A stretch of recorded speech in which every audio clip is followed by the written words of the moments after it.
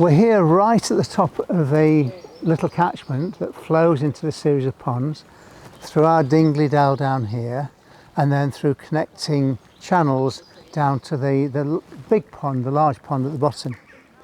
So we've got water coming down here, quite an old drainage feature, presumably part of the original landscape, but this starts to highlight why we've got a problem, because we're actually on the crest of a hill. It slopes away to my right and it slopes away to my left. So in both cases, water coming down, so rainwater coming down, is going to be flowing not where we want it down towards the ponds, but actually down towards the Brook on that side and over towards the other catchment, which then enters the park further down on that side. So we've got a very small catchment to play with here. So that is a problem, and immediately up here, this is ancient woodland and ancient wood pasture, but it got replanted by Sheffield City Council as Forest Commission planting with conifers back in the 1950s, 1960s.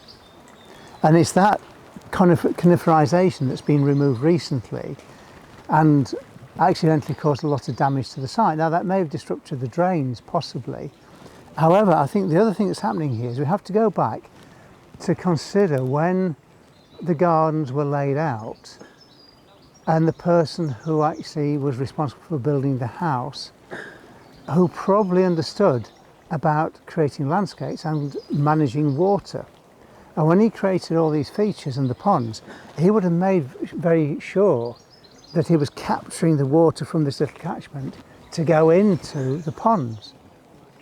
So that then raises the question, that was about 1900, the early 1900s, we can assume there was plenty of water coming down here.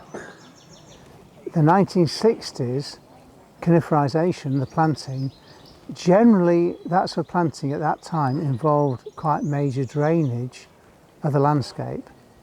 So I wonder whether that's when the problems really start.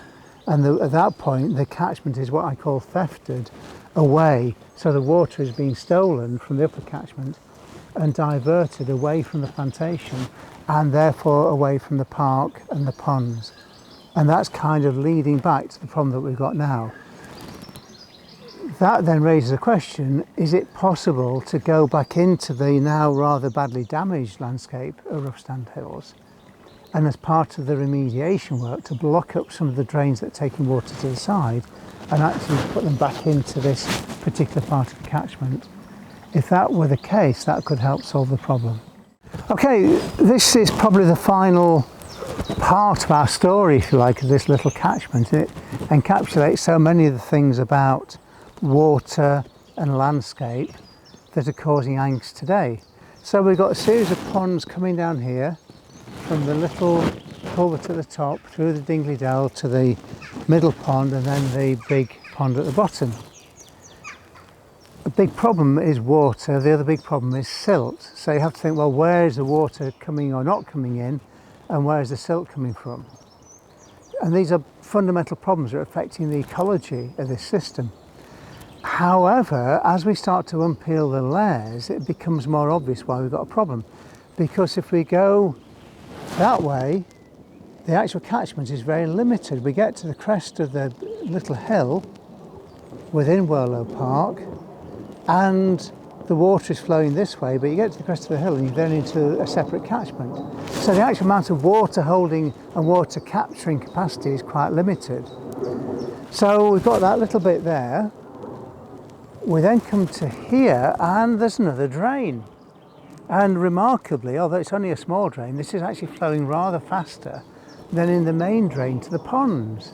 So this starts to ring alarm bells. And I've just looked at this, there's no way we can reconnect this. Over there we've got the driveway between us and the ponds, and the topography is that we are slightly lower over most of this than the pond is. The pond there is slightly higher.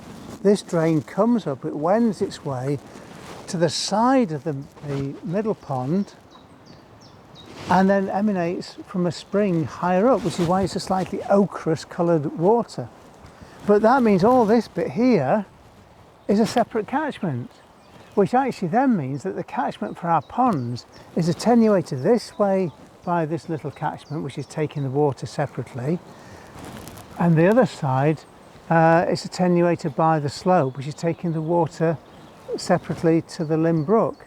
So our catchment for the ponds is actually very, very constrained, and then we've got the complications of what's happened upstream with the various phases of afforestation and deforestation and various other things. So I think we're now getting a clear idea of why we have a problem actually with the management and the ecology of these ponds. What the solution is, I think, remains to be determined and to be seen. What we know is that we are getting very, very little ecological activity in the water. The ecosystem isn't really functioning, the food webs are simply not there. We've got a good population of palmate newt, which is nice. We've got some blue-tailed damselflies, which were egg-laying, so that's nice.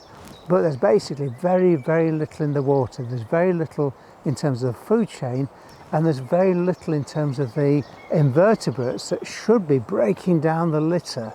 So we've got this build-up of organic matter nearly a metre deep.